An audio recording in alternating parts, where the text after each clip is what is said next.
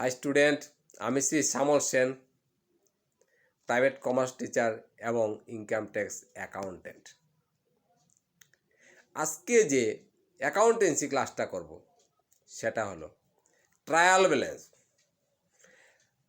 Trial ব্যালেন্সে কোন পার্টটা? ট্রায়াল ব্যালেন্সে কখনো ক্লোজিং স্টক আসে না। Closing stock will never come into the trial balance because it is an adjustment entry. Closing stock কখনো ট্রায়াল ব্যালেন্সে আসে না। কেন আসে না? ইহা একটা অ্যাডজাস্টমেন্ট এন্ট্রি। কিন্তু অনেক সময় ক্লোজিং স্টক ট্রায়াল ব্যালেন্সে আসে। কখন আসে? আমি তিনটা আইটেম তোমাদেরকে বলে দেব। তিনটা আইটেমের মধ্যে যে কোনো একটা আইটেম যদি কোশ্চেনে মেনশন করা থাকে তখনই closing stock welcome into the trial balance. Okay, তাহলে তিনটা আইটেম কি? নাম্বার 1,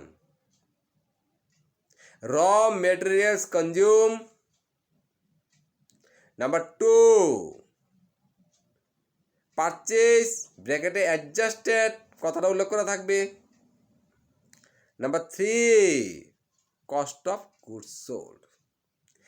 এই তিনটা আইটেমের মধ্যে একটা আইটেম যদি কোশ্চেনে মেনশন করা থাকে তখন ওই closing stock welcome into the trial balance. Okay, কিন্তু ক্লোজিং স্টক তো ট্রায়াল ব্যালেন্সে আসিবে, তা ঠিক আছে, কোন সাইডে বসবে?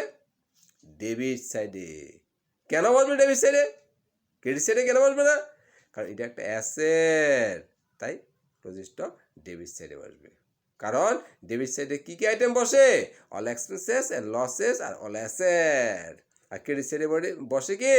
অল ইনকাম অ্যান্ড গেইন আর অল লায়াবিলিটিস।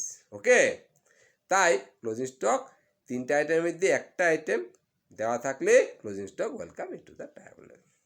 কিন্তু এখানে আরেকটা কোশ্চেন আছে, কস্ট অফ গুডস সোল্ড যখন কোশ্চেনে দেওয়া থাকবে তখন তো ক্লোজিং স্টকটা আসবে ডেবিট সাইডে, তা ঠিক আছে, কিন্তু তখন ওপেনিং স্টকটা কোশ্চেনে দেওয়া থাকবে না।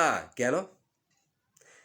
কেন হলো? কস্ট অফ গুডস সোল্ড মানে opening stock plus purchase plus direct expenses minus closing stock. তাই ওপেনিং স্টকটা তখন ট্রায়াল ব্যালেন্সে দেওয়া থাকবে না, কোশ্চেনে দেওয়া থাকবে না।